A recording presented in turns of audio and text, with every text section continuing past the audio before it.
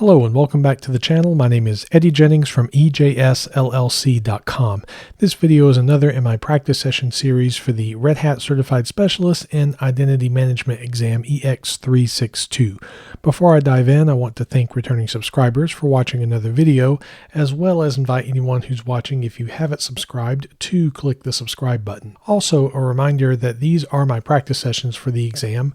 I am going through all of the posted objectives and am either explaining the concept behind the objective or doing some examples of the objective. And at the end of the video, I'll do a little self-assessment and hopefully I will feel confident with whatever the objective is and would likely do well with exam tasks related to the objective. And if not, then I still have just under 2 weeks left to do some filling of knowledge gaps and such as I'm doing my final preparation for the exam. That being said, this should not be considered a tutorial, nor should it be considered authoritative information.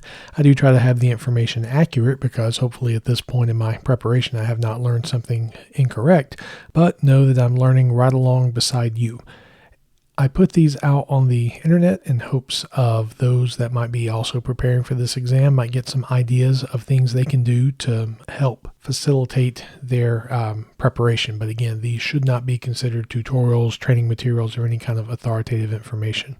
So in this practice session, I'm going to work on the implement single sign-on set of objectives, and that's create an SSO client and verify SSO client operation. So this is talking about Red Hat's single sign-on application. Red Hat has its own, maybe framework is the right word for that, but there's a Red Hat specific thing to do with this. I don't think this objective is about, being able to set up a sign-on server from scratch and all that. What I really think it's more about, since all this is related to IDM, is can you set up some of the SSO bits to use IDM as your source of truth for like user accounts and such. I may be wrong in that. If I am, I'm kind of sunk on the exam because this is about all I know how to do with SSO, but I'll practice this anyway. But I have a feeling that's probably what this is going to be about. Of course, if I knew, I wouldn't be able to tell you anyway because of NDA and all that good stuff. So there is an upstream project, I think it's called Keycloak, that is basically what Red Hat Single Sign-On is based off of. I have noticed that there actually is a repository for Red Hat Single Sign-On that does not seem to be available to me with the Red Hat developer subscription. I actually put in a ticket with Red Hat just asking because there's no like definitive list out there of things that are included. For example, a couple of exams ago, I discovered that Ansible Automation Platform is included with the developer subscription. So I was obviously pleased with that. Haven't got heard back from Red Hat. It's probably going to take a while because technically developer subscriptions don't have actual support, but it looks like you can download basically a zip version of the application. So doing a little bit of research here, let me sudo into root. And what I ultimately downloaded was there's the serverdist.zip and there is also a patch. I haven't dealt with the patch because the instructions I found weren't super clear on exactly what to do. I think the way I read the instructions, it seems like it's expecting a JBoss server already up and going, which is outside of my sphere of skills and I think outside of the relevancy for what's going on. So what I'm going to do is unzip this. I'm kind of banking on, with this exam, not having to do a full install of Red Hat SSO. Mainly because all I've been able to get to work so far is what appears to be like a little standalone server. Not something, I suppose I could make a systemd service that basically runs the script that starts the standalone server, but I have not been able to / really dove into trying to make this work outside of loading localhost and the like. But if I had to do something, this is, I guess, better than nothing. So when you unzip this, it'll create a Red Hat SSO 7.6 folder. And The standalone script in the bin folder is what we're going to be running to basically start the Red Hat SSO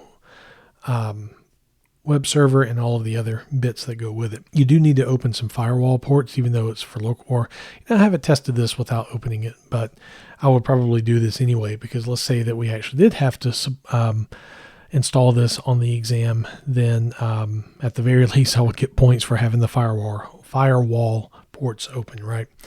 So we'll do firewall cmd add ports. It needs 8080. Oops. Oh, add port singular. It needs 8080. It needs 9990, I believe. I think it needs 443. We'll do the firewall command runtime to permanent, which is a nifty little thing I've learned about in this particular exam cycle. So the firewall should be ready to go. Now we will run, and this zip installer has like PowerShell, and also being able to run this, I think, maybe on a Mac as well. So that's kind of nifty. We're obviously going to be doing this on RHEL.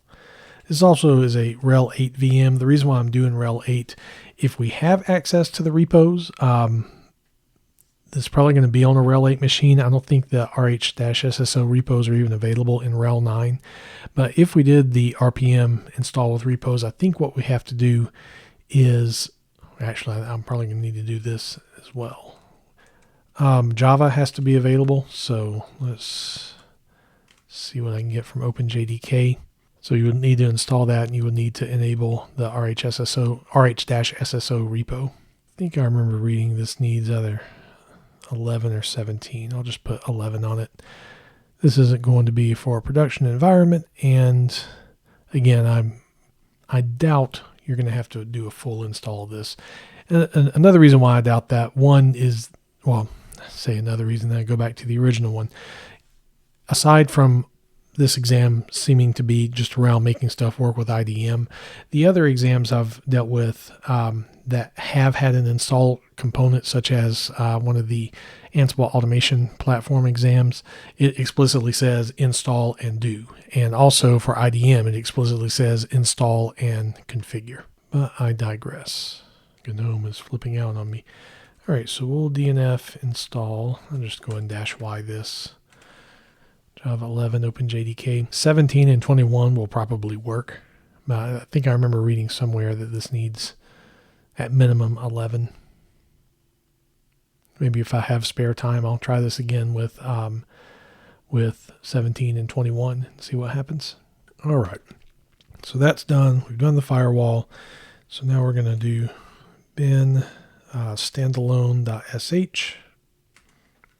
This will take a moment to get all the bits and pieces going.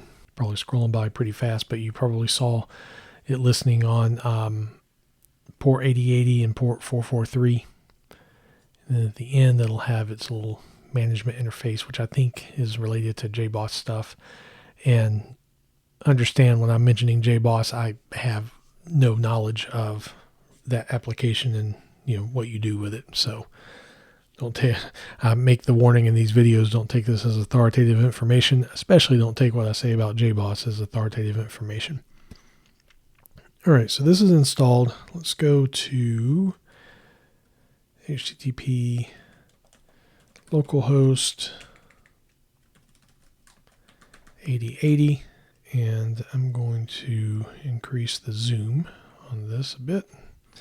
All right, so this will allow us to make an initial user, so we'll just stick with good old admin and monkey123 with a capital M to make sure it's secure.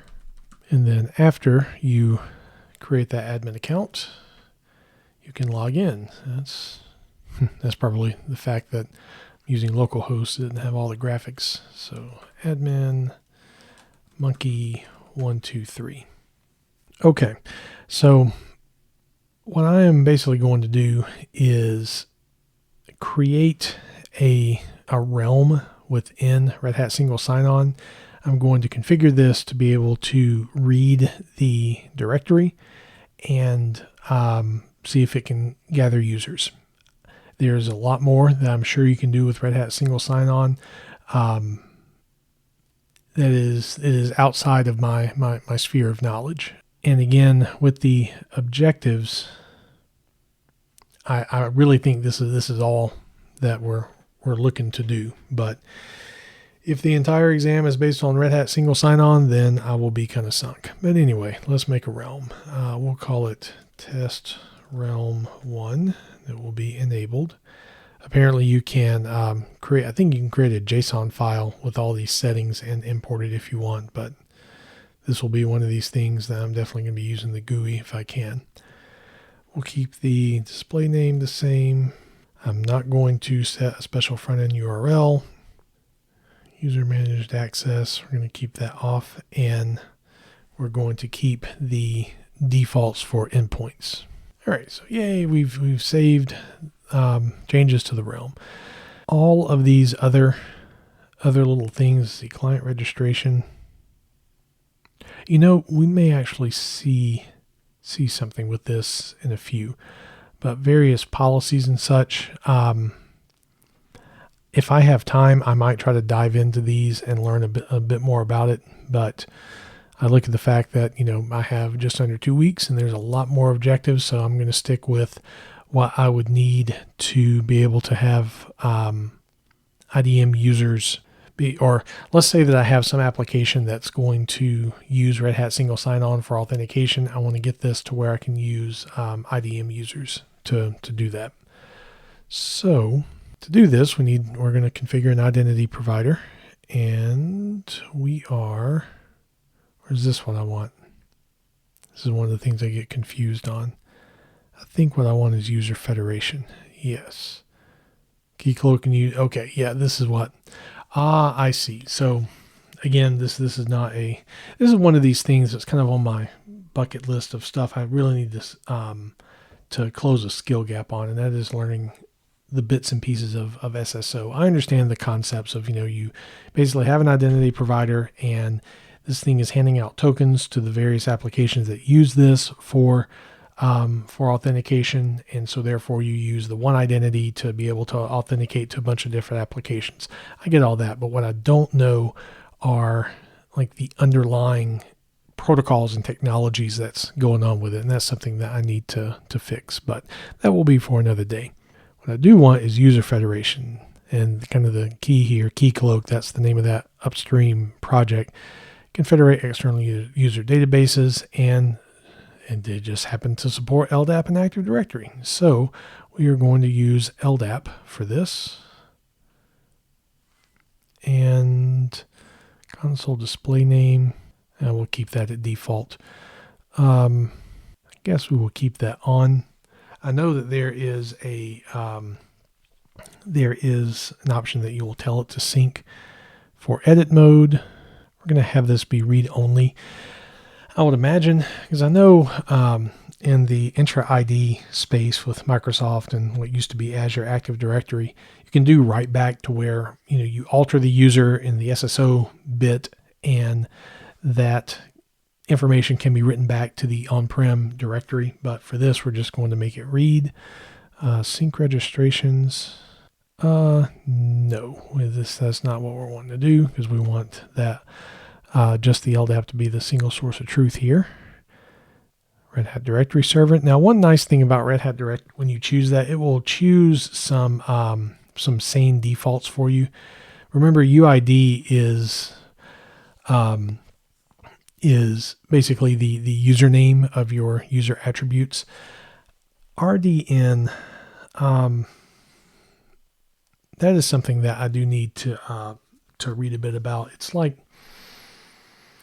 not an alias to an attribute, but yeah, it's like I've seen it before, but I need to do a little bit of reading of that, because I've seen this come up with some other configurations. Now, the UUID attribute, this is the attribute that is truly going to be unique for every user that you're basically syncing from your, in this case, our Red Hat Directory Server to the Red Hat SSO. And an attribute, I'm not sure if NS unique ID is actually a thing. So one thing we can do to check this, I'm going to make a new tab. I have not joined LabIDM SSO to the Red Hat directory server realm. I probably would if I was doing this in like a production environment, but just to play with the application, I don't seem to need to do that. So we're going to SSH into LabIDM server. This will be my first time SSHing into it. Okay, so we'll get admin, get us a token, and try that again with the correct password, monkey123. There we go. And let's do IPA user find. We'll use test user 5 for our example here. Test user 5 all. This should show us basically all of their attributes. And the attribute that I'm going to be using is this IPA unique ID. The one that's built in, I would think should be valid, but that might be a difference between the directory server that's an IDM versus the official like Red Hat directory server product. All the pieces of IDM have another product that is its own subscription, has more features and such, and that might be an attribute for that. Now in the exam, if you're explicitly told what attribute to use, obviously use that attribute. But for this, I'm going to be using IPA unique ID. Now the object classes aren't that significant for this particular scenario, mainly because we're not writing back to this. But if you're curious to see what object classes these user accounts have, you can see that here. And we see organization person and inet org person are both that. Connection URL, I doubt LDAP-S is going to work, but we can try it. LDAP-S lab IDM server, dash IDM server.idm.egs lab.com. LDAP-S did work. You also can do :636 as well. Now, the users DN, this is where it's going to be looking for your various users. And for IDM, the users are within I first learned this as containers in the world of Active Directory, but it's really common name users, common name accounts, all the way back through the domain components. If you wanted, you could make an LDAP filter with this. My LDAP filter foo is relatively weak.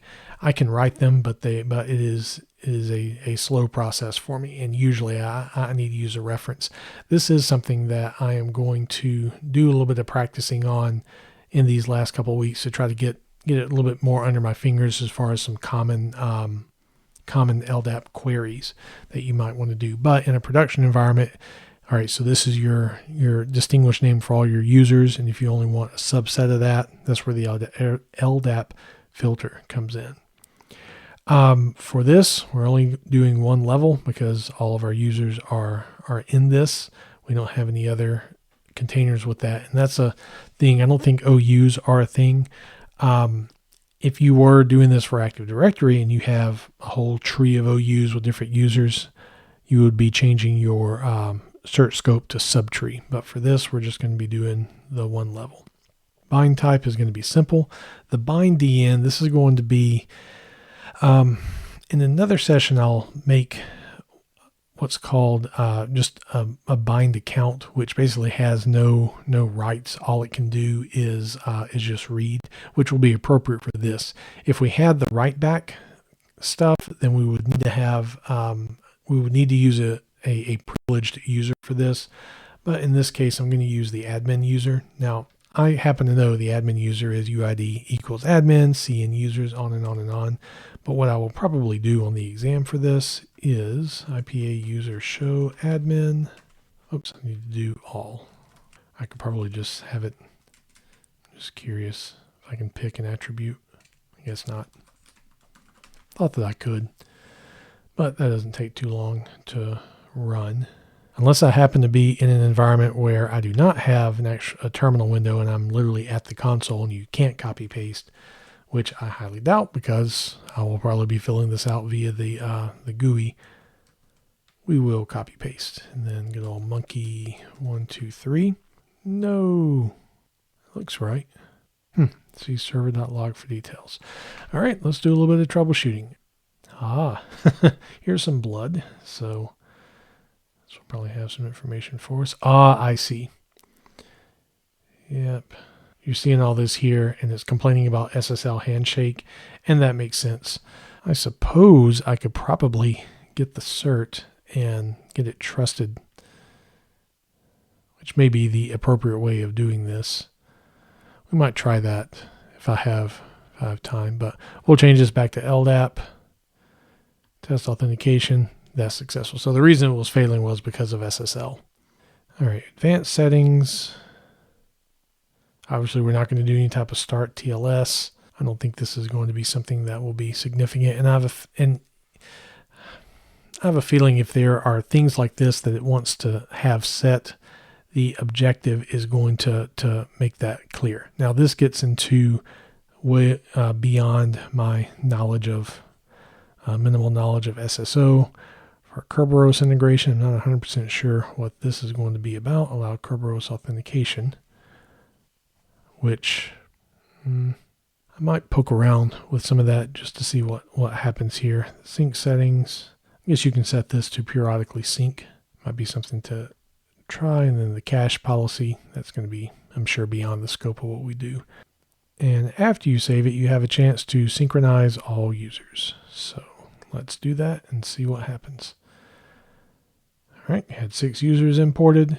And I think from previous sessions, I go to users, view all users. We see all of our tests. Before, there would have been no users here, but all of these came from our directory server. So for creating an SSO client, I think this is what they're looking for. I may be wrong. If I am, as I said, I'm kind of sunk. I may try to go through some of the actual Red Hat documentation for single sign-on just to verify this is kind of what it's talking about, like I've had to do with other exams, but I'm pretty sure this is what it is. And the other thing you have to do is verify that stuff is working. So we need to verify that we can do authentication. So what I'm going to do here, because I know this is going to reset a user password, user mod test user 5. I'm going to set this to monkey 1, 2, 3. We are going to log in to lab IDM server. So I'm not sure how this is going to work with an expired password. So test user 5, monkey 1, 2, 3. See if it'll let me do 4, 5, 6 monkey with lowercase. Maybe. Yay, okay. So you can test this using the curl command, and this is one of these things that this particular command, hopefully I have memorized. I'm not a fan of just raw memory for Red Hat exams. Again, it's really not what you're going to be doing in the real world. The stuff that you will memorize is really going to come from what you're doing day in and day out. But I haven't found really any good offline documentation for this, and so this is one of these things I've tried to commit to memory. We'll see how well it actually works. But we will do a curl command. -x is post. We'll send it some data, and we're going to do client. See if I remember this. ID is going to be admin CLI. Username is going to be test user 5. Password is going to be 456 monkey. And then grant type is going to be password, and then the URL. This is going to be kind of the challenge to remember. So, no, we will have localhost 8080. Auth is the next spot. I think we will have realms. Then the name of the realm, which is test realm 1. Then we need to do provider. I believe this is OpenID-connect. All right, let's see what happens. Okay, so kind of as I suspected, we did not get a success. Let me clear this. Okay. So what I want to do, couldn't find realms. Let's try just auth. Oh, let's see if I can remember what this will be. Oh, I couldn't. Oh, client 80. What am I doing? All right, so clear this. Let's try the original one, but instead of client 80, we'll do client ID. Well, clearly my memory is not working for me for the different type of client ID. All right, so let's say I'm on the exam and I have forgotten this, which is entirely possible. Let's see what we have here. Events. It's not showing us much, is it? Let's try this with lowercase. Almost like it is. Could not resolve. Okay. Okay, so there's curl localhost 8080. It's like the complaint here is it could not resolve host, and it's like it's trying to resolve client ID admin CLI as a host, and that's not the case. So what I want to do, I should get like a forbidden for this, but let's see what happens. Famous last words in IT, right? All right, so auth is a thing. It's the administrative console.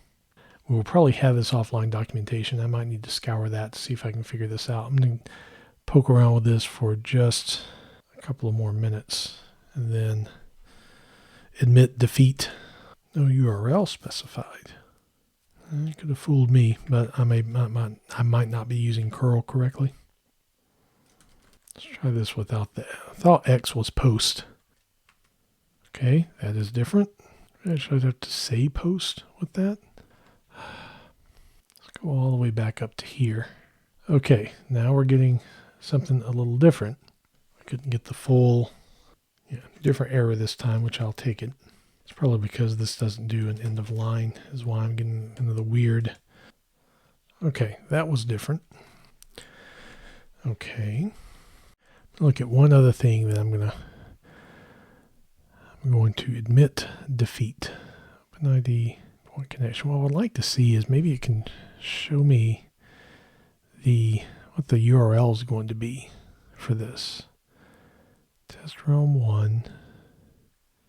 Spelling that right? Of course I'm not. Oh hum. All right, now we're getting somewhere. Realm does not exist, which I don't know why that was a thing. That realm does not exist. I believe that it does. Okay, so I had that misspelled from the beginning, which tells me, let me try a get. I keep saying I'm going to give up, but those of you that know me know that is not. Are you serious? I need to do a get request instead of a post, because this is our key. This is what I was hoping to get was, and this right here was the URL that I was expecting to use, the protocol OpenID connect. So I want to do this. Copy this here, paste this in, and run it with post. Okay, so maybe I just needed to do a get request to test realm 1 and let that be it. So, all right. How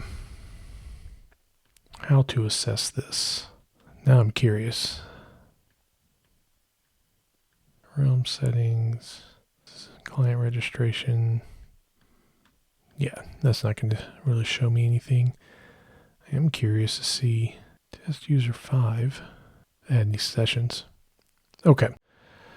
So after that long and painful thing, assessment. To configure this to talk to IDM and import users, that's a pass if this is what it's going to do. Verifying SSO client operation. I mean, I eventually figured it out, really just kind of sheer dumb luck, just saying, hey, what I was hoping it would do with the get was give me some more information about what the URL might be, but I lucked out on that. This is going to be something that I'm probably going to have to just memorize, or I need to take some time to dig into Red Hat documentation with it, because the only real verification thing that I can think to do is try to do a curl command against it. As far as trying to configure this to work with some application, like here's some application that's going to be using Red Hat single sign-on as its authentication source, and then we also have to configure Red Hat single sign-on to talk back to identity management.